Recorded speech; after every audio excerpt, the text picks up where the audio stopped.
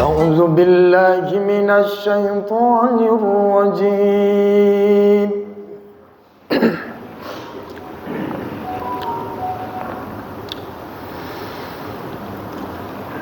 Bismillahirrahmanirrahim.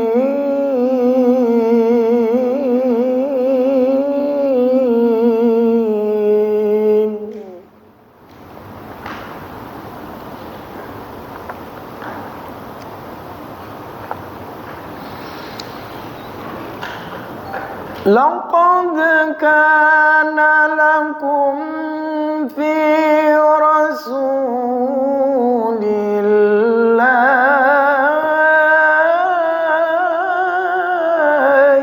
uswatun hasanah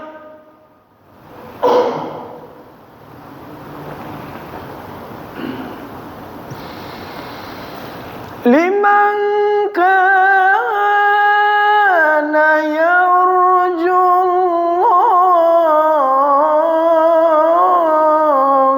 wal yawmal akhir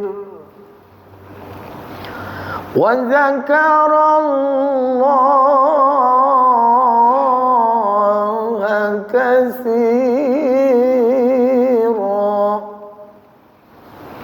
wa dzakarallaha katsiran. Shadaqallahul azim. Assalamualaikum warahmatullahi wabarakatuh. Hamdan wa syukran lillah, salatan wa salaman ala rasulillah, la hawla wa la quwwata illa billah. Bismillahilladzi la yadurru ma'asmihi syai'un fil ardi wa la fis samai wa huwas samiul alim.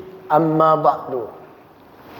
Puji syukur hadirat Allah, salawat dan salam kita ucap, kita perbanyak, kita hadiahkan ke ruh Rasulullah sallallahu alaihi wasallam.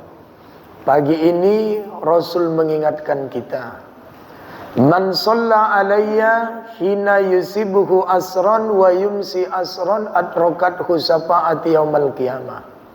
Siapa umatku bersolawat kepadaku pagi 10 kali, sore 10 kali, kata Nabi, engkau layak mendapat syafaatku di hari kiamat nanti. Mudah-mudahan solawat yang diperbanyak berbuah syafaat. Amin ya rabbal alamin. Dan kosek satu medan yang kita hormati, Bapak Ibu hadirin jamaah yang dimuliakan Allah. Apa itu maulid? 500 tahun yang lalu, seorang ulama besar Syafi'i yang bernama Al-Imam As-Syaikh Jalaluddin As-Suyuti pernah ditanya, apa itu maulid? Maka dia jawab dalam salah satu karyanya, kitabnya Al-Hawi lil Fatawi jilid 1 halaman 251. Anna asla amalil maulidi alladhi huwa. Sesungguhnya asal mula-mula peringatan maulid itu yang pertama ijtima'un nas, dikumpulkan orang. Yang kedua wa qira'atu ma tayassara minal Qur'an, dibacakan Al-Qur'an. Yang ketiga wa riwayatul akhbaril waridah, dibacakan kisah-kisah Nabi. Yang keempat yumaddu lahum simatu ya'kuluna, dihidangkan makanan yang dimakan bersama-sama. Yang kelima wayan soripuna, pulang. Jadi maulid itu kumpul, baca Quran, dengar ceramah, makan, pulang. Siapakah orang yang pertama mula-mula melaksanakan maulid? Nabi, secara praktek, individu. Dalam kitab Riyadhus Shalihin Muhyiddin Abi Zakaria Sharaf An-Nawawi, kitab itu disyarah ulama besar dengan judul Dalilul Falihin Imam Ibnu Allan As-Siddiqi. Sahabat bertanya kepada Nabi, "Ya Rasulullah, kenapa setiap hari Senin kau puasa?" Kata Nabi, "Yauma ulidtu hayya." Aku lahir di hari Senin, maka wujud terima kasihku kepada Allah, aku puasa di hari Senin. Nabi wujudkan rasa syukurnya di hari kelahirannya dengan cara berpuasa. Jadi kalau mau tiru Nabi, ulang tahun puasa. Kita ulang tahun, panggil orang rame-rame. Panggil siapa lagi? Panggil keyboard. Kan kita ini apa-apa keyboard ini. Apalagi kue tar bertingkat-tingkat. Panggil ustad. Tak kalah ustad seremonial aja dibikin. Udah siap ceramah joget-joget. Berarti awalnya syukur jadi laknat. Niup lilin. Kalau dulu lilinnya sebanyak apanya? Ulang tahunnya, maka meriah dulu. 5 tahun usianya 5 lilinnya, 10 tahun 10 lilinnya, 71 tahun 71 lilinnya. Itu suruh mengembus api, belum padam api udah padam nenek itu duluan. Itu dulu, berarti nggak niru Nabi. Dalam bentuk individual Nabi itu bersyukur di hari kelahirannya dengan cara puasa. Kalau nggak tepat hari ulang tahun kita Senin atau Kamis, bersedekah. Nah, dalam bentuk perayaan seperti ini siapa yang melakukan pertama? Saya kemarin ceramah beberapa tempat, keliling-keliling di Batam, kemudian di Padang, setelah itu malamnya di PTP 4 Sinunukan, perbatasan Mandailing Natal. Setelah itu subuhnya balik lagi, subuh kemarin hari Jumat di Masjid Hakim yang di Padang. Kalau Bapak orang Padang, di ujung arah bandara ke kota, ada masjid cantik di pinggir pantai namanya Masjid Hakim. Saya bingung di situ.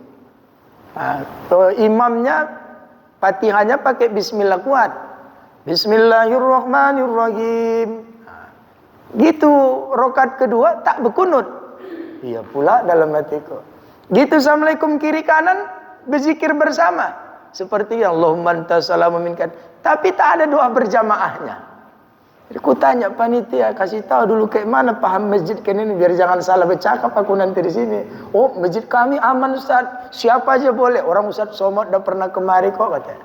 Ketika saya ceramah diprotes seorang bapak. Apa pernah Nabi memperingati Maulid Pak Ustaz? Secara individu hadis tadi saya bilang. Jadi kayak gini yang kita bikin katanya. Dalam kitab I'anatul Thalibin Said Sato Ad-Dimyati Al-Misri, siapakah manusia yang mula-mula membuat perayaan Maulid seperti ini? Di masa kekhalifahan Salahuddin Al-Ayyubi, bukan dia ya, tapi iparnya apanya? Besannya. Besannya yang bernama seorang raja sultan yang adil ketika itu, Muzaffar Abu Sa'id Al-Kuburi, meninggal pada tahun 549 Hijriah. Jadi kalau dikurang kepada 1444 Hijriah, peringatan Maulid dalam bentuk perayaan seperti ini sudah dilakukan dengan umur kurang lebih 895 tahun yang lalu. Nggak ada yang ribut ulama ketika itu. Ada yang ribut. Orang kayak mana cara maulidnya? Dia panggil ulama, panggil anak yatim, panggil fakir miskin, santuni. Apa kerja ulama itu? 7 hari 7 malam bergantian menceritakan sejarah Nabi. Nabi itu begini. Diceritakan kenapa? Karena di saat itu semakin jauh manusia dari mengenal Rasulullah. Maka dibikin di hari kelahirannya. Gantian sejarah Nabi dibahas sebenarnya. Hasil dari pembahasan itu bikin tulisan. Maka Sultan tadi menilai tulisan mereka berat tinta itu dengan emas. Itulah awal sejarah pembukuan sirah-sirah Nabawiyah. Sejarah-sejarah Nabi banyak. Maka belakangan ini diadakan musabaqah menulis sejarah Nabi di dunia. Semua ulama dari penjuru dia ikut andil. Pemenang pertamanya ulama India, Dr. Saifur Rahman Al-Mubarakpuri dengan karyanya Ar-Rahiq Al-Maktum. Inilah yang dianggap sekarang artinya sirah kontemporer. Nah, jadi Bapak Ibu jamaah yang dimuliakan Allah. Nah, belakangan ini 100 tahunan ini udah mulai sibuk kita membahas Maulid ini begini. Nah, maka ditengok peringatan Maulid itu apa? Oh, tasabbuh katanya. Apa itu tasabbuh? Menyerupai agama orang. Kita lihat ada hadis Nabi, man tasabbaha biqaumin fahuwa minhum. Siapa yang menyerupai ajaran suatu kaum, maka kata Nabi dia bagian dari kaum itu. Maka dalam tafsir Imam Ibnu Katsir dijelaskan, alat tasabbuh bil kufar ala. Syarat-syarat seseorang disebut menyerupai ajaran suatu kaum, minimal 4 harus ada di dalamnya. Kalau 4 ini tak ada di dalamnya, maka tidak disebut dengan tasabbuh atau menyerupai sesuatu. Yang mana 4 itu? Yang pertama aqwalihum, sama dalam ucapan. Ya bedalah. Saudara-saudara kita yang tidak muslim kan beda cara memujinya dengan kita. Cara ibadahnya dengan kita beda. Kita sholawatan, tadi udah dibuka dengan sholawat. Berarti nggak sama. Jadi kita kalau cinta sama Nabi perbanyak sholawat. Dalam kitab Hasyiah Al-Bujairami Al-Khatib Syekh Sulaiman Jamal Al-Bujairami, kapan manusia dianjurkan bersolawat di dunia ini? Dalam solat. Kapan dianjurkan manusia bersolawat dalam dunia, di dunia ini? Ketika berdoa. Pertama solat. Tidak sah solatnya kalau tak disebutnya nama Nabi dalam solat itu. 2, saat berdoa. Kata Nabi dalam hadis qudsi, innad du'a bainal sama'i maupun bainas sama'i wal ar. Sesungguhnya doa seorang hamba itu berada di antara langit dan bumi. Langit bumi di tengah-tengahnya, naik tidak, turun tidak. La yasudu syai'. Sedikit pun doa engkau itu tak sampai kepadaku, kata Allah, hatta tusalli ala nabiyyik, sehingga yang berdoa bersolawat dia kepada nabinya. Berarti kesimpulannya, tidak berterima doa kalau tak disebut nama Nabi dalam doanya. 2. 3, kapan kita dianjurkan bersolawat di dunia ini? Saat disebut nama Nabi. Kata Nabi, tahu kalian orang yang paling pelit di dunia ini? Ya yang banyak duit payah keluarnya. Enggak. Orang yang paling pelit di dunia ini, orang yang didengarnya namaku disebut di depannya, sikit pun tak gerak bibirnya untuk bersolawat kepadaku. Nah, orang-orang kayak ginilah yang dilupakan Nabi nanti di akhirat itu. Yang keempat, khatib Idul Adha, Idul Fitri. Perhatikan Bapak khutbahnya, kok tak disebutnya nama Nabi di situ, khutbah Jumat, maka tidak sah. Dan yang terakhir, minimal sekali seumur hidup. Itulah hebatnya Nabi Muhammad itu. Sekali aja kalian katanya pernah bersolawat seumur hidup, kau dapat sepatku dari kiamat. Parah kali lah pula sekali. Coba kita bayang-bayangkan, Pak. Bapak ulang tahun tak apa-apa dibikin. Banyak perhiasan begini. Anak ulang tahun entah apa-apa dibuat. Masa Rasulullah ulang tahun kita biasa-biasakan saja? Tahu Bapak siapa orang yang pertama rahmat dengan lahirnya Nabi Muhammad? Abu Lahab. Abu Lahab itu dijamin masuk neraka. Ketika lahir Nabi Muhammad ke dunia ini, datang budaknya Abu Lahab namanya Suwaibah. Nanti Suwaibah ini akan masuk Islam, namanya Suwaibatul Aslamiyah. Omak susu Nabi Muhammad kan 2, Suwaibah dan Halimah. Apa kerja Suwaibah ini? Menyusukan anak orang. Maka dalam ilmu Quran ada bagian dibahas tentang kemahroman. Dan tenanya mahram karena susuan. Nah, jadi Suwaibah ini kerjanya menyusui anak orang. Dia ini termasuk perempuan budak yang mahal. Kenapa? Air susunya deras. Berarti banyak disusuinya anak orang. Banyak duitnya. Tapi ketika mendengar Nabi Muhammad meninggal, dia berlari kepada Abu Lahab. Abu Lahab, udah lahir keponakan kandungmu. Ah, serius kau? Iya, baru aku dari sana. Wah, aku harus senang. Ya, karena Abu Lahab nggak tahu kalau itu akan jadi musuhnya nanti waktu besar. Kalau masih kecil kan semua, kita pun kayak gitunya. Waktu kecil baik-baik sama ayah, sama mama, udah besar jadi lawan. Nah, jadi bapak jamaah yang dimuliakan Allah, singkat kata, aku harus bersedekah. Apa sedekahnya?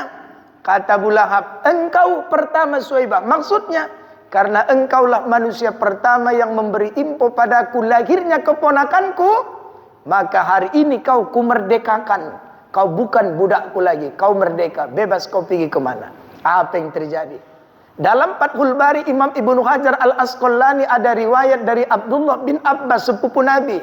Setelah meninggalnya Abu Lahab, maka setiap hari Senin Allah mengangkat siksa kubur Abu Lahab. Kenapa? Karena dia pernah bersedekah memerdekakan budaknya yang bernama Suwaibah di hari kelahiran Nabi Muhammad. Bapak semalam tanggal 12 Rabiul Awal, apa yang Bapak bikin? Kalau istri ulang tahun, 3 bulan sebelum ulang tahun udah dipersiapkan apa kira-kira kado. Surprise! Untuk Nabi nggak butuh itu. Apa yang Bapak lakukan tanggal 12 itu? Kalau Bapak besok mati, nah bini kawin lagi. Kalau ibu mati, laki kawin lagi. Kalau anak belum pasti dipakai. Tapi Rasulullah penyelamat ibu dunia akhirat. Kenapa kita lupa tanggal 12? Saya bikin itu agenda. Setiap tanggal 12 Rabiul Awal, saya bersedekah. Kemarin saya tanggal 12 lagi di Batam. Saya telepon istri saya, Dek, di dalam kitab ini ada duit. Itu kukumpul tanpa orang tuh tahu. Sikit-sikit. Taklah banyak, Pak. Berapalah harta Ustaz? Nah, udah ambil duit tuh. Untuk apa ini, Bang? Beli beras semana cukupnya. Kau bagi sama anak yatim dekat rumah kita ini. Tapi jangan kau panggil. Kalau panggil heboh, antari ke rumahnya masing-masing. Tiap tanggal 12 Rabiul Awal. Abu Lahab saja yang udah dijamin masuk neraka, bisa bebas siksa kuburnya di hari Senin karena bersedekah. Tentu padilah dan kebaikan itu lebih layak untuk kita, Pak. Masih ada waktu kok, masih Rabiul Awal ini. Siapa yang mau bersedekah, mainkan hari ini. Hidup itu bukan karya kata, hidup itu karya nyata. Sekali layar terkembang sulit kita berpantang, maju terus pantang mundur, kata PP. Jadi Bapak Ibu jamaah yang dimuliakan Allah. Satu dalam ucapan, jadi nggak sama, nggak tasabuh. Yang kedua kata Imam Ibnu Katsir, wa af'aluhum wa af'alihim, sama dalam akidah. Bedalah. Coba perhatikan Bapak. Sehebat apapun Nabi Muhammad, nggak ada yang mengakui dia Tuhan. Ada yang bilang Nabi Muhammad Tuhan. Tapi mereka mengakui Isa itu karena beda akidahnya. Berarti nggak tasabuh. Hebat kali, nggak ada yang bilang dia Tuhan. Dia hanya Rasul. Rasul itu tahu Bapak artinya. Rasul itu utusan, itu kan bahasa kerennya. Kalau di kitab Rasul itu babu artinya tukang suruh. Rasul itu jelek artinya, tapi jangan lupa lapas jelek kalau disandarkan ke dapat lapas mulia jadi cantik. Rasul jelek artinya. Kalau Rasulullah tukang suruh Allah, wah, jamin masuk surga. Jadi Bapak jangan dimuliakan. Walibasihim, sama dalam busana, mana ada yang sama? Sejahat apa, sehebat apa pakaian kita, tapi kalau datang ke perayaan Maulid nggak ada orang membuka aurat, tutupnya auratnya. Berarti nggak tasabuh. Beberapa malam yang lalu saya ceramah di Kampar. Nah, kata panitia, Pak Ustadz, kayak mana kita bikin acara malam ini? Minta daftar acara. Nah, ini kalau bisa nggak usah. Nah, marhaban Pak Ustadz. Karena udah beli pakaian marhaban oma-oma itu mainkan. Nanti merajuk dia nengok aku. Gara-gara Ustaz nih gak jadi kita marah. Udah kredit 8 bulan ya kan. Amin kan saya bilang. Sholawatan Pak Ustaz. Ini mainkan. Satu saya minta. Saya bilang. Pertama pisah laki-laki dengan perempuan. Bikin pembatas. Panitia yang mengarahkan. Laki-laki sebelah kanan ya. Perempuan sebelah kiri. Bikin pembatasnya. Gak usah sampai langit. Pak Ustaz, kira-kira duduk nggak bisa tatap-tatapan gitu aja lah. Ini kadang bercampur baur laki-laki perempuan. Itu yang marah orang. Kalau gitu kita perbaiki. Laki-laki kanan, perempuan kiri. Satu lagi aku bilang, apa itu Pak Ustaz? Jangan aku lagi ceramah kalian bagi kue. Iya, ini kok belum dibagi. Iya. Nanti saya bilang, kalau tidak bagi dulu baru aku ceramah. Oh siap Pak Ustadz, kita bikin gitu datang kasih, gitu datang bagus. Tadi malam aku ceramah di Jalan Karya, wih poning aku dibikin anak-anak. Udah lagi anak-anak ceramah dibagi kue, berhamburan. Aku bilang kalian pikir menghadapi anak-anak tuh luar biasa itu. Kalian cari ustadz di Medan yang bisa menghadapi anak-anak. Aku bilang, udah tenang-tenang kalian buyarkan. Kalian aja yang ceramah. Bilang, marah saya tadi malam. Turannya jam 12, aku setengah 11 aku tutup. Poning kepala aku Pak. Timbang migrain aku gara-gara itu. Nah, ini hari ini luar biasa kegiatan ini. Ya kan? Nah, saya nggak catat-catat ini, untung diingatkan semalam pagi di sini. Ini jam 10 di Al-Jihad. Nah, nanti balik lagi jam setengah 12 di ini Polonia, Wong Solo. Nah, jam 2 di Simpang Limun. Jam setengah 4 paling lama saya harus berangkat. Nanti malam saya ceramah maulid di Langsa. Sampai di Langsa nanti setengah 9 malam. Begitu makan langsung ke acara. Nah, jam 12. Kok di Langsa itu Pak ceramah nggak boleh cepat-cepat. Minimal 2,5 jam. Ya, asal dikasih puding 3 jam pun tahan itu. Nah, besok sampai Medan subuh, paling cepat subuh, bisa lewat subuh. Nah, Bapak Ibu, nah jadi dari segi pakaian nggak sama. Kemudian wa ibadatihim, dari segi ibadah, mana sama ibadah kita dengan ibadah mereka. Jadi tasabbuhnya di mana? Ah, sudahlah. Gini aja lah, tak suka wak bikin perayaan maulid nih. Tahu siapa lah dikapir-kapirkan orang gara-gara maulid. Udahlah, bikin caramu yang elok menurutmu. Tapi kita melakukan ini, mana yang silap diperbaiki. Kayak tadi bercampur-campur, itu alasan dia nggak mau maulid. Udah pisah. Nah, jadi diperbaiki ke depan semakin bagus. Memang kadang harus diatur. Panitia ini kan kadang nggak tahu dia. Penting acara besar, rame orangnya, nggak diatur. Nah, kemudian acara-acaranya apa saja. Kalau dia lagu-lagu rohani yang menggugah perasaan orang supaya dekat kepada Allah, silakan. Seperti lagu-lagu Ahmad Baki. Nah, kadang-kadang pesta kita keyboard, hebat-hebat keyboard yang diundanginya ustadz semua. Nah, penyanyi keyboardnya pakaiannya luar biasa. Penyanyi keyboard kan nggak pernah rata dengan penonton, pasti lebih tinggi. Ustadz tuh di bawah tak ada, yang nengok ke atas gini semua. Nanti salah-salah begini Ustadz tuh, mau juga nya Ustadz katanya, ya Allah, itulah kadang. Ustadz pun manusianya, tapi jangan pala digitukan kali. Jadi bapak-bapak jamaah yang dimuliakan Allah, dah balik. Berarti sejarah sudah, sekarang apa yang mau kita bahas?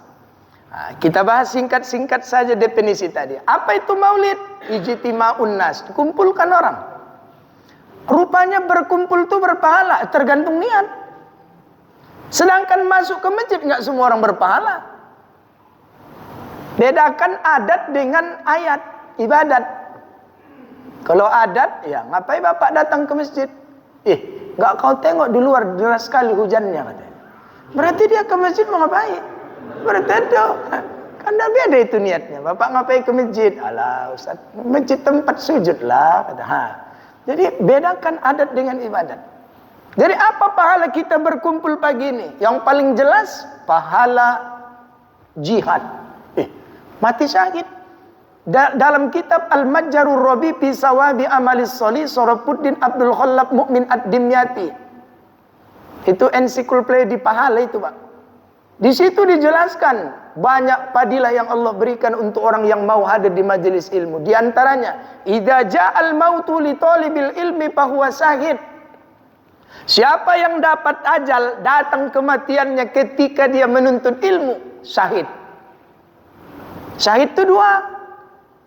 Kalau menuntut ilmu, syahidnya syahid apa? Syahid dunia. Wa waqaf fitnatal qabri ila yaumil qiyamah. Aman musibah kuburnya sampai dunia kiamat.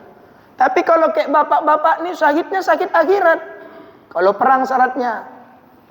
Yang tahu perang mati, puam. Kata Nabi, jangan dimandikan, jangan dikapani. Biarkan baju tentaranya menjadi kain kaparnya. Karena surga telah menantinya. Makanya kalau bisa jadi tentara, udah jadi tentara aku, Pak. Tapi nggak diterima dulu. Itu masalahnya. Jadi bapak luar biasa. Asal niat bapak dari rumah lurus. Sengaja aku keluar, minimal bela negara. Udah aman itu. Kalau tabrak beca, syahid dunia. Ya, aman kubur. Kalau perang, syahid akhirat. Itu terjadi di Syuhada Uhud. Bapak baca nggak sejarah Uhud? Ketika itu Nabi perang, kata Nabi kepada pasukan pemanah, naik ke bukit Rumat. Jangan kalian turun, jangan kalian tembak sebelum ada instruksi dariku. Semua bersiaga. Tiba-tiba pasukan kafir Quraisy, kafir Madinah ketika itu udah berhamburan karena kalah.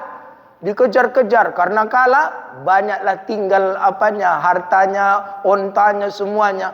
Mereka berebut, datang yang dari bukit, "Mak, Kita nengok aja ini orang tuh yang kaya ini. Udah turun. Lupa orang tuh pesan Nabi. Ketika turun sama-sama berebut. Datanglah panglima orang kafir ketika namanya Khalid bin Walid. Dia mutar dari belakang gunung itu naik ke bukit rumah tuh. Habis ditembakinya umat Islam, bom matian. Itulah yang paling disedihkan Nabi. Di antaranya paman Nabi yang bernama Hamzah bin Abdul Muthalib. Ditusuk sama Hindun dari belakang, mati. Udah mati, dadanya dikoyak, jantungnya dipotong, dimakannya jantung tuh. Dimutilasinya badan paman Nabi ini. Sedih kali Nabi. Kalau mau bunuh aja, jangan kayak gitulah sadisnya. Tapi itulah Islam tuh Pak. Kayak manapun bencinya Nabi sama Hindun nih, tiba-tiba suatu hari Hindun dapat hidayah. Dia memeluk Islam jadi saudara. Hilang kebencian tuh. Nah, apa kata Nabi? Jangan dimandikan, jangan dikapani. Biarkan baju perangnya menjadi kain kapannya karena surga telah menanti. Jadi ditanam gitu saja. Nah, setelah Nabi Muhammad meninggal, peristiwa itu terjadi 40 tahun di masa kekhalifahan Umar bin Khattab. Tiba-tiba Madinah itu banjir. Ketika banjir, kuburan syuhada Uhud itu bebangkitan. Keluaran bebangkitan. Disitulah disaksikan sahabat. Oh, ini si Anu, ini si Anu, ini si Anu. Yang masih kenal-kenal, ini si Anu. Mereka keluar dari kuburnya berdarah-darah segar. Sebagaimana pertama kali mereka mati waktu perang itu. Berarti betul hadis Nabi. Yakin itu Pak. Bapak ini pintu surga itu lebih terbuka lebar daripada kami. Maka jangan lupa keluar dari rumah perbaiki niat. Itu saja. Jadi bapak-bapak jamaah yang dimuliakan Allah. Ada sahabat mati di medan perang juga. Kata Nabi jangan dimandikan. Siapa namanya? Hanzalah bin Abu Amir. Ini kan tadi orang yang mati di medan perang kan gak dimandikan. Ternyata dalam sejarah diceritakan satu-satunya pahlawan syuhada yang dimandikan sama malaikat namanya Hanzalah. Tapi katanya orang mati syahid gak dimandikan. Dia kok dimandikan? Hanzalah ini seorang pemuda. Baru nikah, malam pertama lagi nikmat-nikmatnya dengan istri, ditelepon, datang panggilan jihad. Tanpa basa-basi diambil alat perangnya, dia pergi, akhirnya meninggal di medan perang. Apa yang terjadi? Dimandikan malaikat dia. Kenapa malaikat memandikannya? Dia dimandikan bukan karena sakitnya, tapi dia dimandikan karena belum sempat mandi junub. Nah, tahu bapak nanti kejadian jangan mandi dulu baru perang. Udah masih terus. Mana tahu bapak lah orang kedua yang dimandikan malaikat. Luar biasa itu. Ada ibu-ibu iri. Enak kali ya laki-laki ini kalau mati langsung dijemput malaikat penghuni surga. Datang ibu-ibu, pulang dia bu pak. Diambilnya parang, pedang. Datanginya Nabi. Hendak kemana? Oci, kata Nabi. Perang, kata. Mau ngapain perang? Aku juga mau mati syahid ya Rasulullah, seperti anak muda itu. Oh, enggak perlu. Ibu masih punya suami? Punya. Masih punya laki? Punya. Datangi suamimu. Apa yang kulakukan ya Rasulullah? Enak aja jawab Nabi. Dengar ibu ini kalau mau mati syahid. Sayangi dia, cintai dia. Jangan pernah kau sakiti hatinya. Ya Allah. Kalau ada istri mati karena patuh pada suaminya, matinya syahid. Kalau ada istri mati enggak patuh pada suaminya, matinya offside. Ibu lah, aku ngasih tahu aja ini. Ummu Atiyah itulah diamalkan bu. Dia belum mati namanya didengar Nabi di surga. Nabi aja bingung. Sama dengan Bilal. Belum mati namanya didengar. Kenapa? Setelah ngambil wudhu suka bikin sholat 2 rakaat. Ummu Atiyah itu pun begitu. Belum mati kok namanya udah didengar di surga. Apa sih yang kau bikin? Kata Nabi. 1, setiap suamiku pulang kerja ku cuci kakinya Rasulullah. Mulai nanti sore bu. Kan. Kata mau masuk surga. 2, setiap suami saya makan saya hidang. Kayak mana makan di rumah? Ambil masing-masing atau diambil? Jangan ibu nak masing-masing. Iya ibu mainkanlah, ambil siapkan. Kok perlu mainkan lagu di samping laki itu? Jangan dikibut aja penyanyi. Ada istri-istri kita nih Pak, asal pergi undangan tak tahu pulang sebelum megang mic. Gitu dapat giliran megang mic tak tahu turun, itu punya penyakitnya. Nah, yang ketiga, setiap mau tidur dengan suami aku minta maaf. Siapa benar siapa salah jangan bahas. Adabnya mau tidur minta maaf. Kalau dibilang bang minta maaf aku, yo kata laki. Tiba-tiba datang ajal sebelum subuh, husnul khotimah. Enaklah perempuan nih. 4, kalau minta dilayani, kulayani Rasulullah. Jangan banyak alasan, ikhlas nggak ikhlas, udah kewajiban dilaksanakan. Yang kelima, setiap lakiku pergi kerja ya Rasul, ku antar ke depan pintu. Lebih bagus antar ke kosek sekalian. Setelah itu pulangkan balik. Nah, jadi Bapak Ibu jangan dimuliakan Allah. Dah, cukup satu aja. Yang kedua, apa itu maulid? Wa qira'atu ma tayassara minal Qur'an, dibacakan Quran.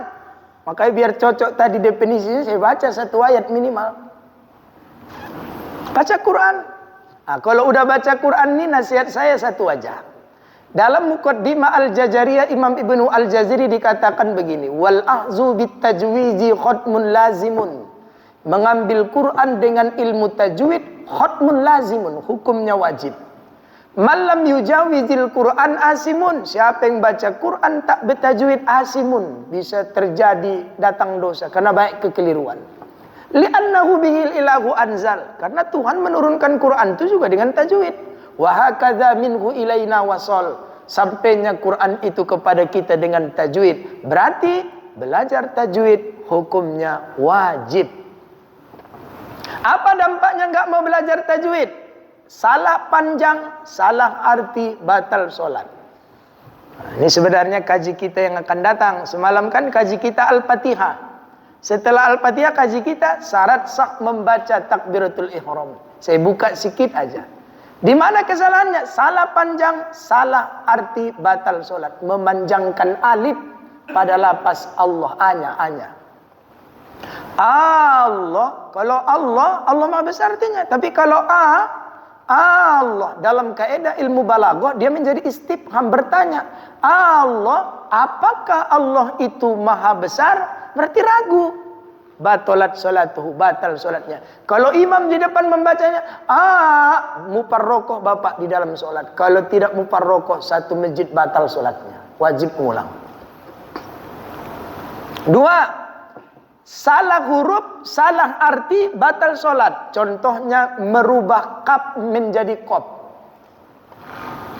Allahu Akbar, kuburan artinya.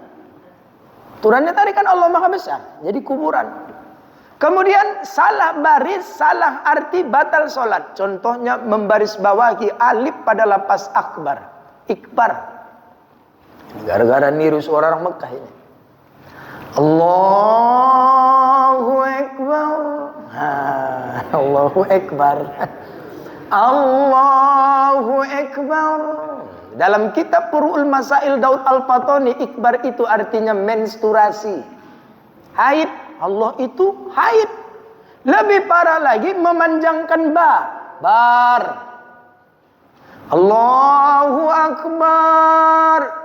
Dalam kitab Al-Fiqh Alal Mazahibil Arba' Rahman Jabil Al-Jaziri, bar artinya gendeng.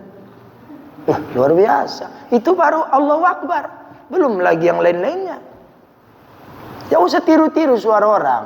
Suara orang Medan itu lebih bagus. Kori terbaik di dunia hari ini orang Medan. Darwin Hasibuan 5 kali juara internasional. Berapa padilah haji yang diperolehnya Pak? Kabupaten haji dulu ya. Berarti dia kan di kabupaten udah 5 kali. 5 juara hajinya. Tingkat provinsi haji 5 kali, berarti dia di tingkat provinsi juara satunya. Udah 10 hajinya. Tingkat internasional haji 5 kali juara. Udah 15 kali dapat hadiah haji. Ayahnya, omaknya, biniknya, iparnya, abangnya, semua berangkat haji karena padilah Quran. Asal ditelepon, di mana Win? Lagi di Iran. Di mana Win? Lagi di Singapura. Di mana Win? Lagi di Brunei. Ya Allah, keliling hanya gara-gara. Jadi tengok, hampir kita di masjid-masjid di Medan ini, itu yang diputar kasetnya Darwin Hasibuan. Luar biasa. Coba Darwin Hasibuan tuh kasih sekali megang mic di Arab Saudi. Mau leong tukang azan Masjid Haram itu. Karena nggak dikasih, kenapa? Memang logat suara orang Arab itu ada sengau-sengaunya. Jadi nggak usah ditiru. Apa yang niru-niru suara orang? Jadilah diri sendiri. Saya juara 3 tingkat nasional itu gara-gara meniru suara MZ. Kalah aku, Pak. Dulu aku hobi kali nengok MZ. Model gaya MZ ku bikin. Datang waktu itu Menteri Agama Dr. Tarmizi Tahir. Diambilnya bunga mawar mati. Ini judulmu Ananda. Dia juri kehormatan. Apalah mawar nih kupikir.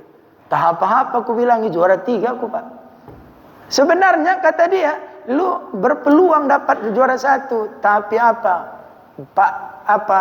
menteri tak suka orang meniru gaya orang, jadilah diri sendiri. Kata dia, jadilah seperti Roma, jangan jadi seperti MZ. Lama aku mikirkan itu. Roma itu mulai dari penyanyi sampai sekarang gitu-gitu aja modelnya kan. Aneh kan. Ras lagunya gitu-gitu aja. Kita kan karena MZ itu terkenal, semua ustadz meniru gaya MZ. Jangan tiru, biarkan dia dari dirinya. Biarkan Anda dengan diri Anda sendiri. Biarkan generasi-generasi. Kalah aku, Pak, nyesal kali aku waktu itu. Jadi Bapak Ibu jangan dimuliakan Allah.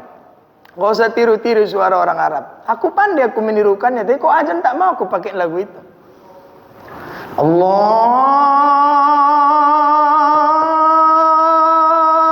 Akbar, Allahu Akbar. Kurasa enggaknya hancur-hancur kali kan, Pak. Masih paten kan? Cuman saya nggak mau niru. Saya pakai lagu saya sendiri, lebih paten lagi. Walaupun hancur-hancur sedikit, tapi inilah nada sendiri. Jadi Bapak Ibu hadirin jamaah dimuliakan Allah. Nah, belajar tajwid. Sini kan ada tahsin.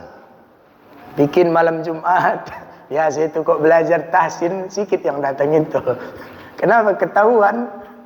Datanglah, masa ke surga malu-malu. Biar aja rusak-rusak, kenapa rupanya? Saya belajar Fatihah di Mustofawiyah nggak naik-naik. Gara-gara payah menyebutkan walat. Asal walat. Dasoni kata guru, walat. Padahal guru pun kurasa, lebih parah lagi ayahnya daripada bacaan. Tapi itulah berkah guru itu. Nggak bisa lolos kalau belum dapat ijazah dari dia. Kadang-kadang awak sirik juga, lebih paten lagi bacaanku, nggak lulus-lulus dari dia. Tapi udahlah, ikuti saja. Kenapa? Biar berkah ilmu itu. Jadi bapak baca Quran. Kemudian yang ketiga, apa itu maulid? Wariwayatul akhbaril waridah. Bacakan kisah Nabi. Nabi Muhammad lahir 18 April 571 Masehi. Nabi Muhammad meninggal 6 Juni 633 Masehi. Meninggal di usia 63 tahun. Jadi kalau angka 63 tahun ini Bapak Ibu kita jadikan sebagai kuantitas rata-rata usia umat Nabi Muhammad. Berarti yang datang hari ini perlu introspeksi diri. Kalau ada yang datang di usianya 40 tahun, 23 tahun lagi. Kalau ada yang 50 tahun, 13 tahun lagi. Kalau ada yang 60 tahun, nggak mungkin ya. 3 tahun lagi. Yang agak masalah itu 62 tahun, 11 bulan, 29 hari. Nah orang-orang kayak gini nih kasih dia introspeksi. Apa lagunya? Ila Israel datang memanggil, jasad terbujur di pembaringan. Tak ada lagi kau punya lagu selain itu Pak Ustadz. Enggak, kita mainkan lagu-lagu itu. Kadang-kadang dari ceramah orang enggak masuk, tapi dari lagu-lagu rohani kena di hatinya. Iya pula.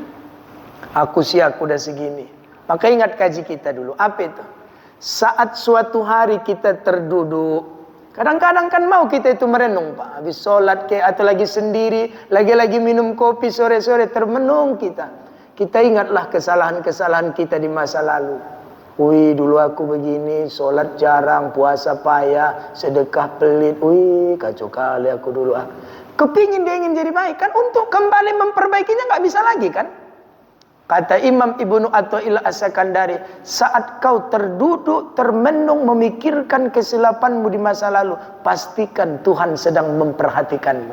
Maka kata ulama ini, tidak ada amal terbaik yang kau lakukan untuk mengikis kesalahanmu di masa lalu, kecuali dengan memperbanyak sholawat kepada Nabi.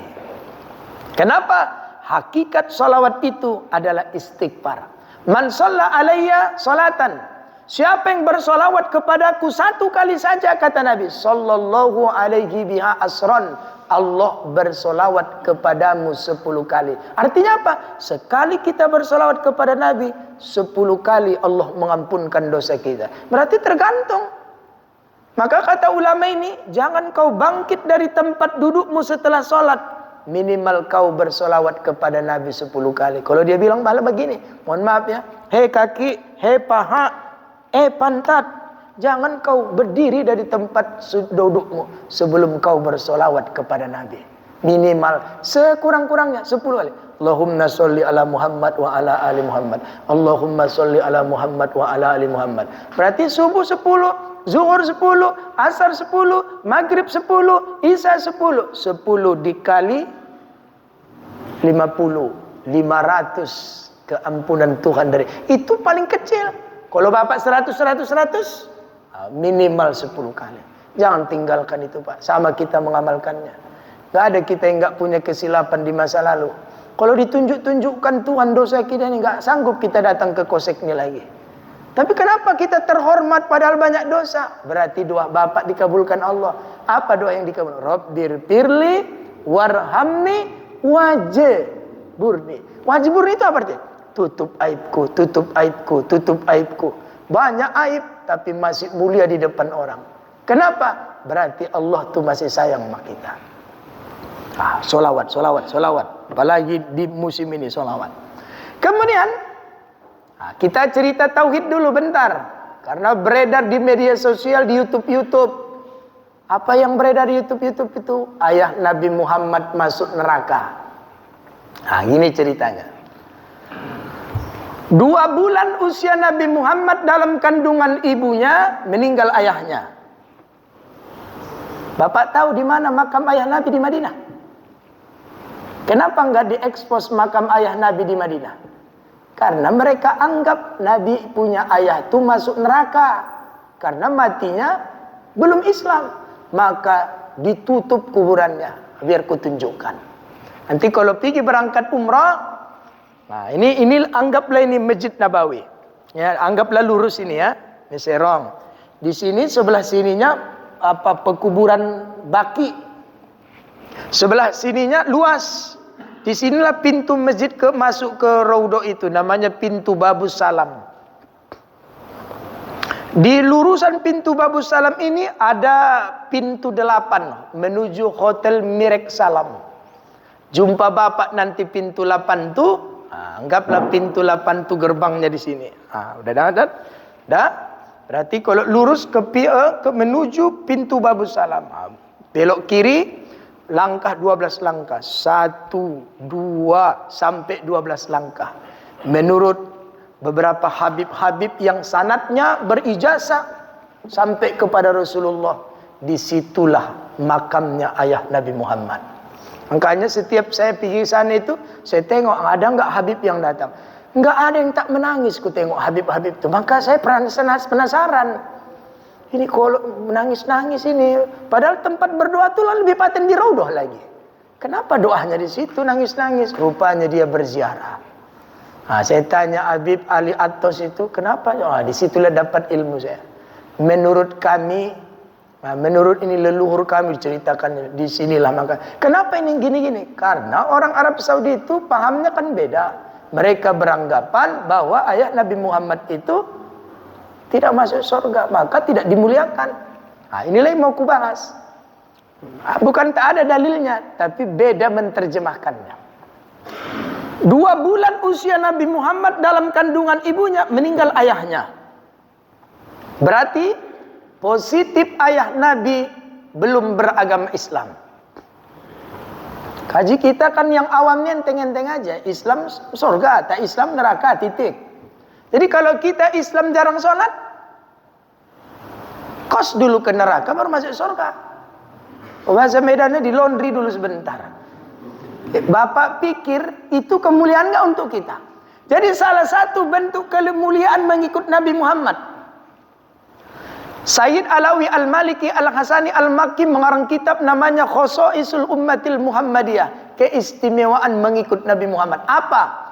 Kullu ummati yadkhulul jannah. Inilah permintaan Nabi kepada Allah. Ketika Nabi dalam perjalanan Isra, ya Rabbi, ja'alta ummati aqsaral umami a'maran wa aqalluha a'malan. Tuhan, kenapa kau jadikan umatku itu pendek-pendek umurnya, singkat-singkat?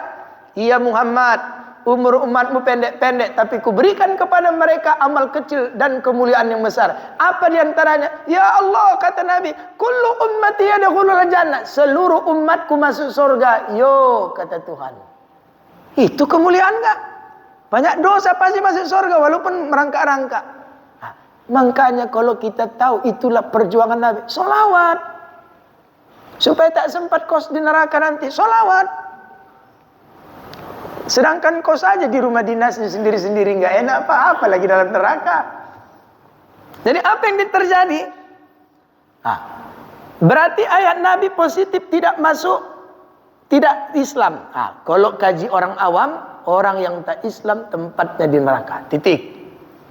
Datang seorang sahabat bertanya kepada Nabi, ya Rasulullah, aina abi? Di mana ayahku? Kata Nabi Muhammad, anna abi wa abaka finnar. Sesungguhnya ayahku dan ayah kau dalam neraka. Inilah dalilnya. Berarti ayah Nabi Muhammad masuk neraka. Kita jelaskan. Di situ ada abi kan? Ayahku, ayahmu, abi. Inilah latar belakangnya. Kalau sekiranya abi, ayahku, ayahmu masuk neraka, abi di hadis itu dijelaskan dengan nama Abdullah, maka hadis ini menyalahi Al-Quran surah Al-Isra ayat 11. Mana ayatnya? Wa ma kunna mu'azzibina hatta nab'asa rasula. Tidak ada azab, tidak ada hukum, tidak ada siksa, tidak ada hukuman terhadap orang-orang yang mati sebelum lahirnya Nabi Muhammad. Dari mana ini? Dalam Lubabun Nukul fi Asbabin Nuzul As-Suyuti. Kenapa ayat ini turun? Mulai diangkatnya Nabi Isa ke langit 2. Simpan ya, bukan mati ya, diangkat. Berarti betul nanti Nabi Isa akan turun lagi ke dunia. Di mana makam Nabi Isa? Kalau Bapak nanti berziarah ke makam Nabi, ada 3-4 lubang. Lubang pertama, lubang kedua, lubang ketiga, lubang keempat. Jangan salah lubang. Begitu masuk, tengok lubang, nangis. Assalamualaikum ya Rasul. Kosong lubang pertama itu. Jadi lubang Nabi Muhammad itu lubang kedua. Setelahnya lubang Abu Bakar, setelahnya lubang Umar bin Khattab. Jadi lubang yang pertama itu untuk siapa? Dalam kitab At-Tajul Jami' Syekh Mansur Ali Nasib yang disepakati mayoritas ulama, bahwa dalam kuburan itu ada 4 jasad, 3 penuh, 1 menunggu. Yang mana itu? Disepakati itulah tempat kuburnya, jasadnya Nabi Isa alaihissalam. Kapan turun itu Pak Ustaz? Gak usah dibahas-bahas. Mati kita belum turun Nabi Isa itu lagi. Penting di situ, titik. 4 lubang. Kosong, Nabi Muhammad, Abu Bakar, Umar bin Khattab. Nah, singkat kata, mulai diangkatnya Nabi Isa hingga turunnya Nabi Muhammad, lahirnya Nabi Muhammad, itu kurang lebih 600 tahun kemudian. Sedangkan hidup Nabi Isa orang gak mau ikut dia, apalagi gak ada. Bukan mati, gak ada. Hilanglah perlahan. Hilanglah agama itu. Maka disebut dengan masa terhentinya dakwah. Maka siapa saja yang meninggal di situ karena nggak ada juru pemberi kabar baik dan buruk. Quran menjelaskan, wa ma kunna mu'azzibina hatta nab'asa rasula. Tidak ada azab, tidak ada siksa, tidak ada hukuman, tidak ada dosa buat orang-orang yang mati sebelum lahirnya Nabi Muhammad. Tapi di masa itu ya, di masa terhentinya dakwah. Kira-kira ya Nabi meninggalnya di situ nggak? Di situ. Jadi kalau dijelaskan kata Nabi tadi, mana ayahku? Kata sahabat, ayahku, ayah kau di dalam neraka. Kalau dijelaskan ayah di hadis ini Abdullah, hadis ini coret karena menyalahi Quran. Karena Quran bilang nggak masuk neraka. Tapi kalau hadis ini ayahku, ayahmu, abi dijelaskan dengan makna Abu Thalib, hadis ini tidak menyalahi Quran. Karena orang Arab manggil pamannya abi juga. Inilah yang dijelaskan mayoritas ulama. Abi di hadis itu bukan Abdullah, tapi abi di hadis itu maksudnya Abu Thalib. Abu Thalib paman Nabi, Islam enggak? Enggak, padahal bela Islam, yes, masuk Islam, no.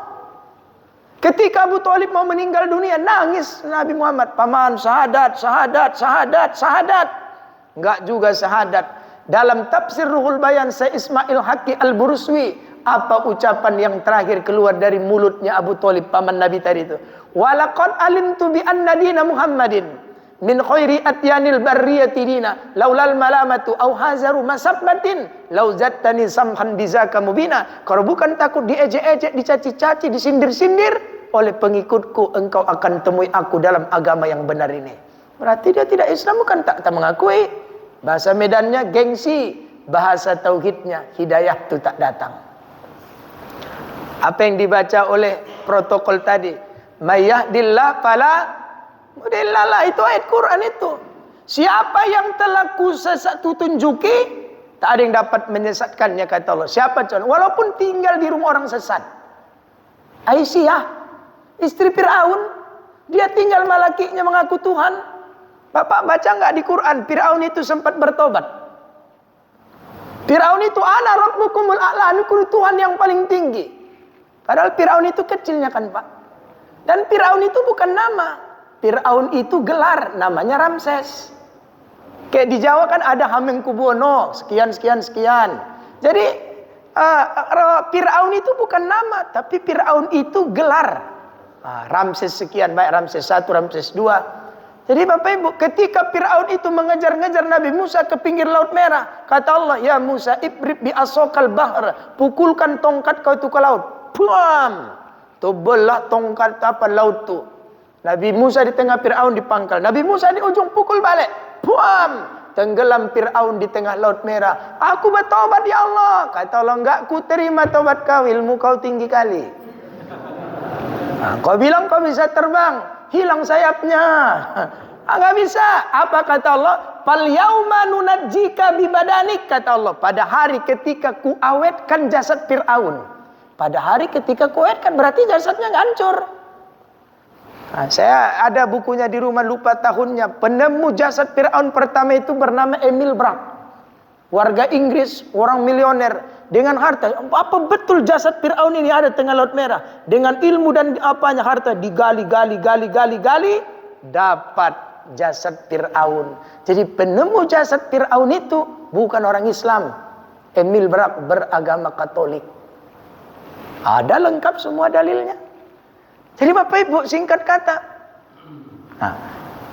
jadi siapa yang telah kutunjuki, nggak ada yang dapat menyesatkannya. Walaupun tinggal di rumah orang sesat, nggak bisa Fir'aun menyesatkan istrinya ini. Ibu, jadilah ibu Aisyah kedua. Jadilah ibu seperti ikan yang hidup di air asin, tapi badannya tidak asin, kecuali udah mati dibikin ikan asin. Artinya mati pun masih bermambat. Awak mati mengganggu jalan. Gak bisa lewat, tutup semua. Kalau polisi, gak bisa, putar, terlambat ceramah. Jadi bapak-bapak, kalau mati nanti jangan mengganggu jalan ya. Buka jalan, buka. Walaupun yang mati jenderal, kolonel, buka jalan, gak ada itu. Karena bukan jalan kita itu. Nah, kalau udah mati masih bikin dosa, kasih jalan. Kalau dalam gang lain lah ceritanya kan, semua ditutupi. Nah, bapak-bapak, satu lagi kebalikannya, siapa yang telah kusesatkan, nggak ada yang sanggup menunjukinya. Siapa contohnya? Walaupun tinggal di rumah orang petunjuk, paman Nabi tadi lah. Kurang apa hebatnya Nabi Muhammad? Ya Allah, pamanku itu kan dia udah capek berjuang membela aku, membela agama, masukkan dia ke sorga. Tidak, kata Allah. Berarti hidayah itu bukan milik Nabi. Oh, hidayah itu milik ayah, karena ayahnya Nabi. Berarti anak yang pertama dikeluarkan dari neraka, anaknya Nabi Nuh. Bayangkan Pak, ayahnya Nabi, anaknya dijamin masuk neraka, nggak bisa diselamatkannya. Oh, hidayah itu milik seorang suami. Bini pertama yang ditarik dari neraka, bininya Nabi Nuh. Bininya dijamin masuk neraka, padahal lakinya Nabi. Bayangkan ibu lah, bini Nabi aja dijamin masuk neraka. Apalagi bini Ustaz. Senang kali, apalagi ibu tuh bini bapak. Enggak bisa. Hidayah itu milik Allah. Maka kita yang mencari hidayah itu 17 kali tiap hari bibir ini bercakap, ihdinas. Jadi bapak jemaah dimuliakan Allah. Yo, kita lanjut lagi. Jadi, betulkah ayah Nabi Muhammad masuk neraka? Jelaskan pada mereka. Jadi kalau Abi itu maksudnya Abdullah, salah kau kawan, karena Quran bilang tidak. Tapi kalau Abi itu maksudnya Abu Thalib, cocok. Jadi sesungguhnya ayahku dan ayahmu masuk neraka. Siapa ayah di situ? Abu Thalib. Nah, kemudian 2 bulan usia Nabi Muhammad dalam kandungan ibunya, meninggal ayahnya. Berarti positif Nabi lahir dalam keadaan yatim. Kenapa Nabi nggak punya ayah? Bukan tak bisa, enteng. Tapi kenapa? Dalam kitab Nuruz Zolam Syekh Nawawi bin Umar Al-Jawi As-Safi Al-Bantani, liyarhamal fuqara wal aitam, tidak ada jalan terbaik menuju surgaku, kata Allah, kecuali santuni anak yatim, perhatikan fakir miskin. Kalau mau denganku digini nanti dalam surga, kata Nabi, elok-elok mana yatim.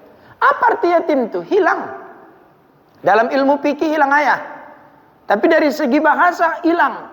Salah satu pakar tafsir Mesir, almarhum Profesor Dr. Mutawalli As-Sa'rawi, dalam tafsir As-Sa'rawinya, innal yatima huwallazi talaqqalahu umman takhallat aw aban masgulan.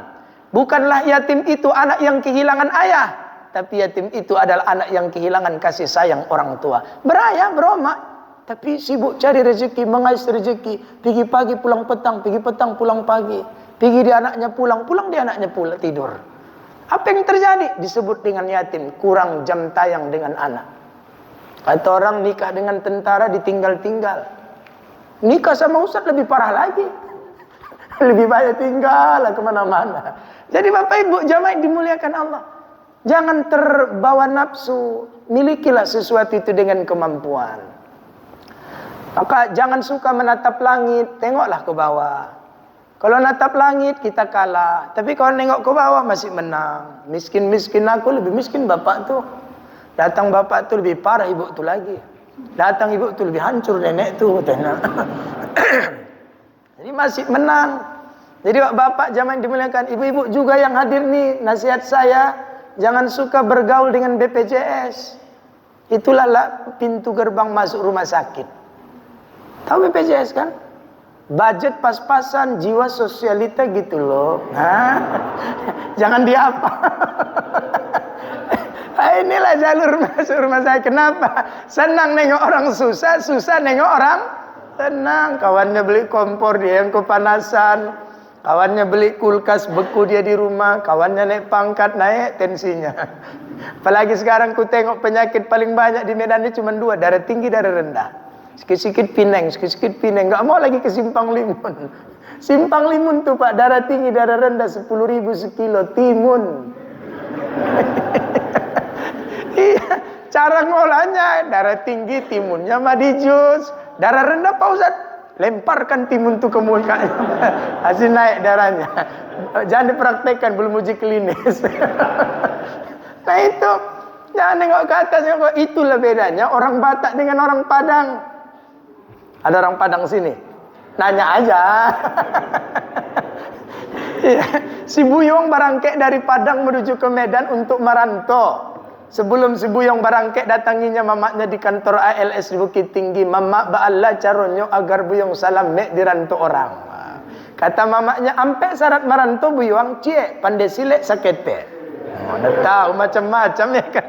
2, cari induk samang nan kayu rayo. 3, di mana bumi dipijak di situ langit dijunjung. Ampe ingatlah Buyong, tak ada orang Padang dan Pareman kecuali semelingkun doang. Itu pun karena durhako. Tunggu cie lagi apa lagi mama? Barakek-rakek dahulu baranang-ranang ke tepian, basakek-sakek dahulu basanang-sanang jauh kemudian. Insya Allah dimanapun awak berada, salame awak dirantau orang.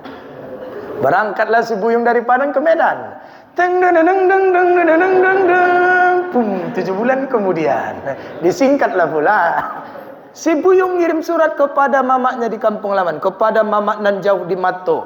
Sekarang Buyong telah menjadi orang nan sukses di rantau orang. Sekarang Buyong telah memiliki sepetak tanah walaupun masih kredit di Bandung Bandar Selamat Ujuang. Sekarang Buyong telah memiliki pekerjaan tetap walau hanya jual sate Padang, sate kacang. Sate apa yang terkenal di Medan? Siapapun suku yang menjual logonya tetap sate Padang, sate kacang. Pergi kenek pulang cincu, pergi enggak apa-apa pulang apa-apa, sabar menggapai rahmat. Tapi kadang-kadang manusia ini itulah Pak, dapat satu mau dua.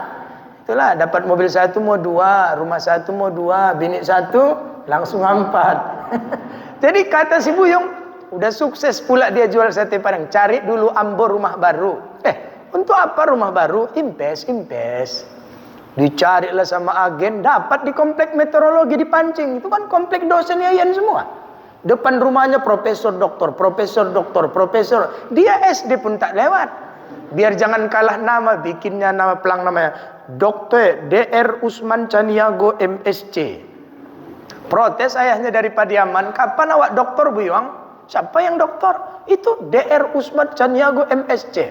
Dr itu bukan doktor ayah. Jadi Dr itu di siko rumah. Usman Caniago katanya. MSc mantan supir camat katanya.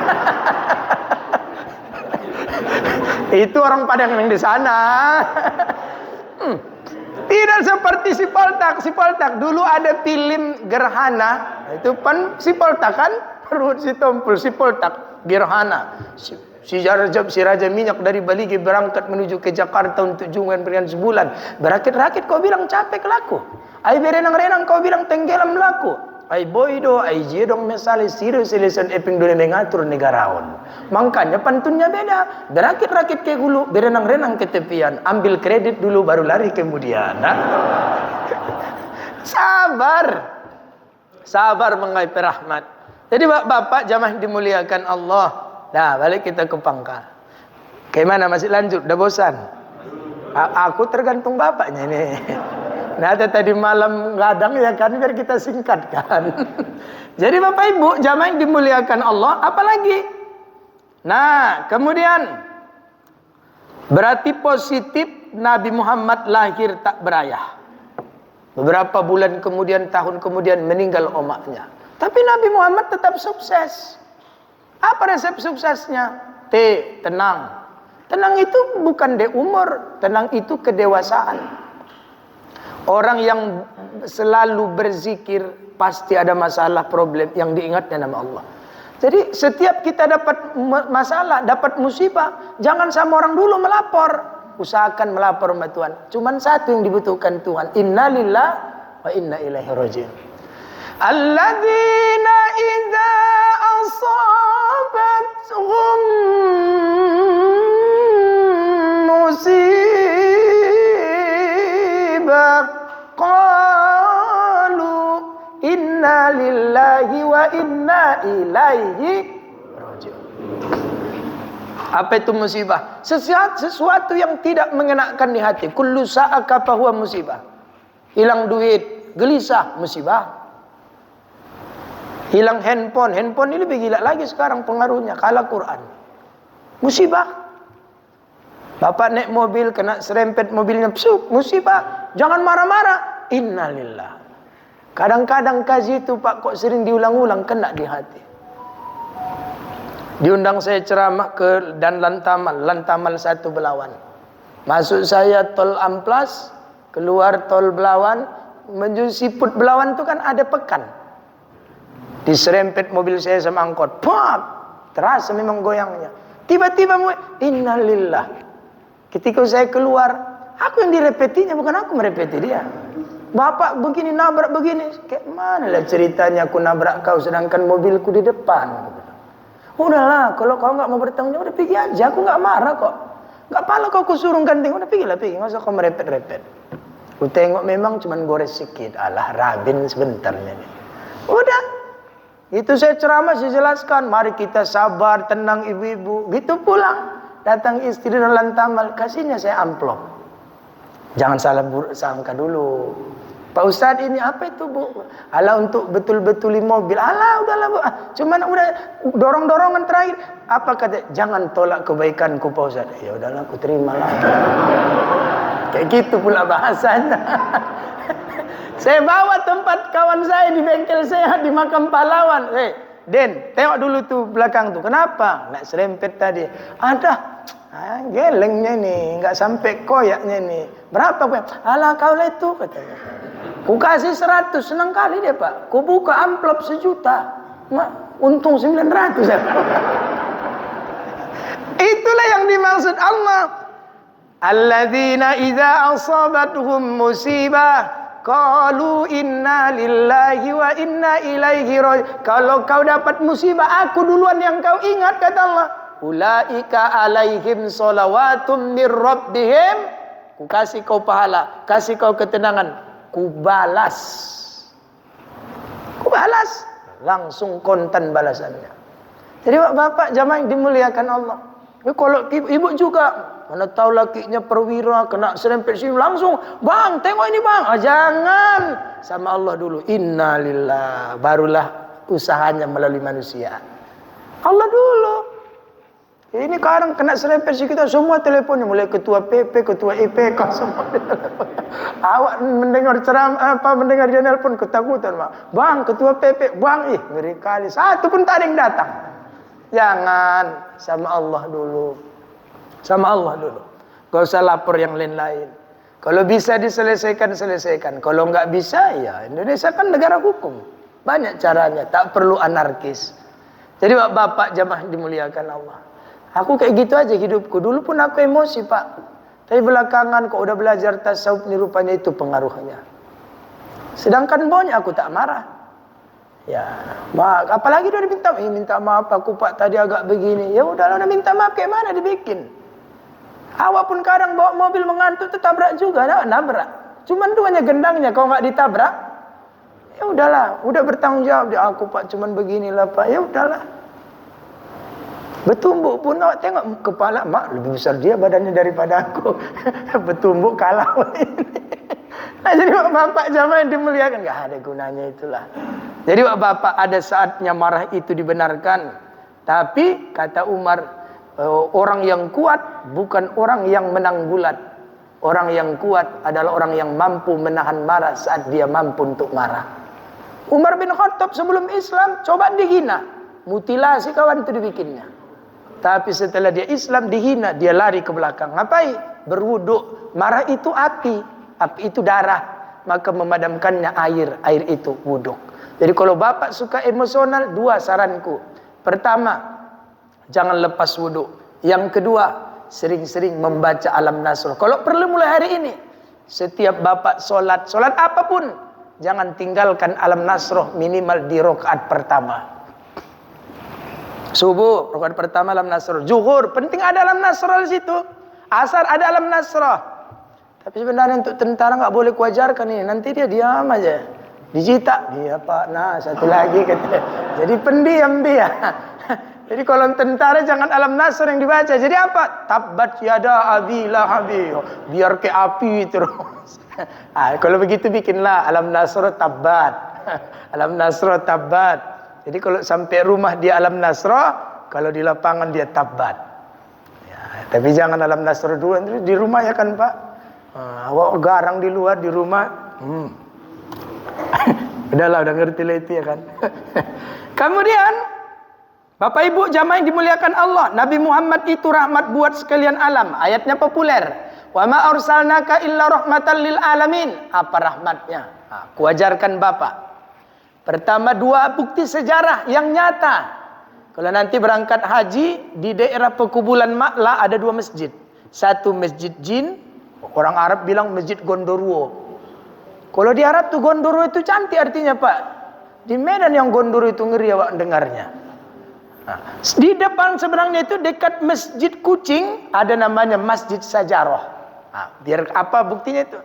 Ketika Nabi Muhammad sampai di Mekah, Nabi Muhammad itu kalau masuk ke Mekah, pintu gerbang Mekah itu dari Ma'la. Ma'la itu tinggi, Mekah itu sini, maka disebut Ma'la, dataran tinggi. Ditolak Nabi. Gak boleh kau masuk, kau bukan Rasul. Gak ada yang nerima dakwahnya ketika itu.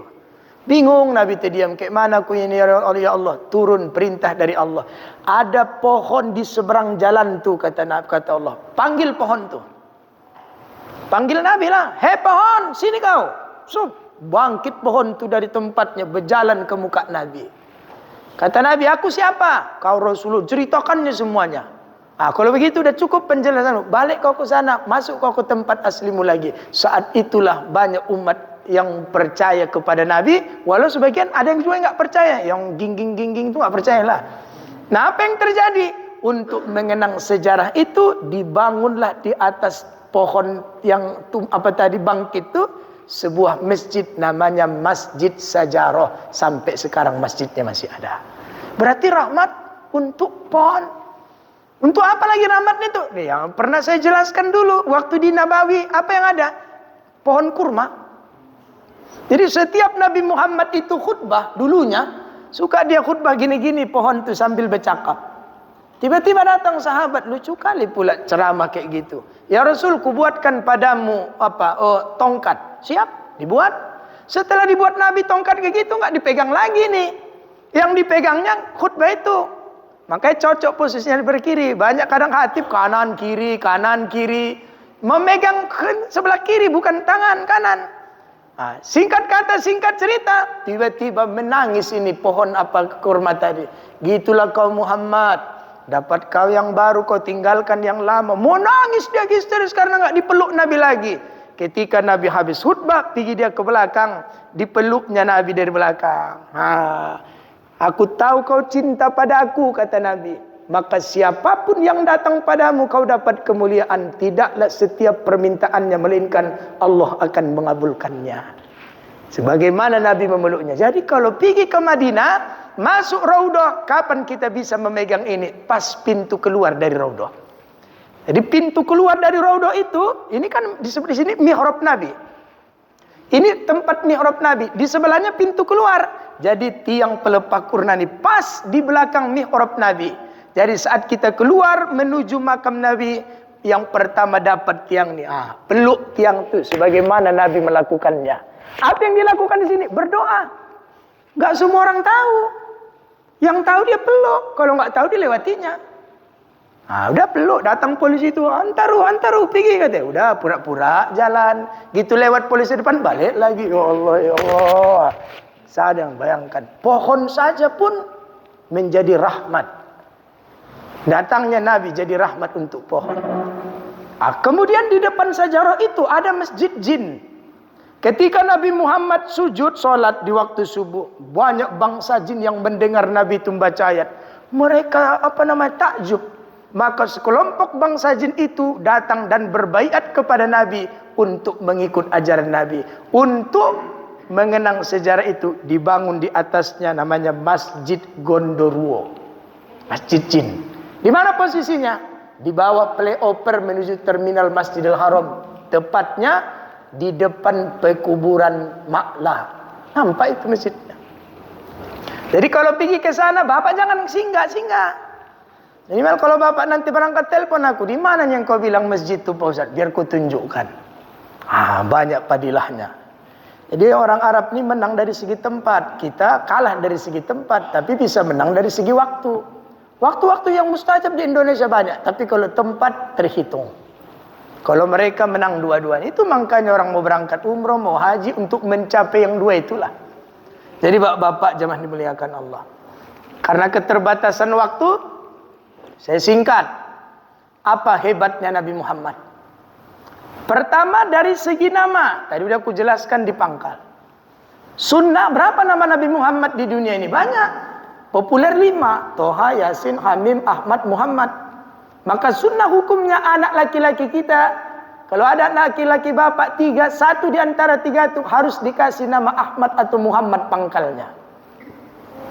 Makanya mawajibul walidaini salasa, kewajiban orang tua terhadap anaknya 3, di antaranya nama yang baik. Coba tengok nama orang Mandailing, mana ada yang jelek itu? Awaluddin, Tongahuddin, Akhiruddin, Gantinuddin. Apa lagi Pak? Din semuanya. Kalaupun keseleo, sangkot, lokot, moncot, dapet, lipot. Itu nama kehormatan. Orang Jawa, lahir di bulan Legi, Legiman. Cantik Legiman tuh Pak. Legi manis, man pria, Legiman pria manis. Dan pula yang lain-lain, Legiman, legi mancung, kata lain lagi tuh. Kau Ustaz, kalau digabung boleh nggak Ustaz? Boleh. Adik saya namanya Hendra, biniknya Yusdarmi, lahir anak laki-laki.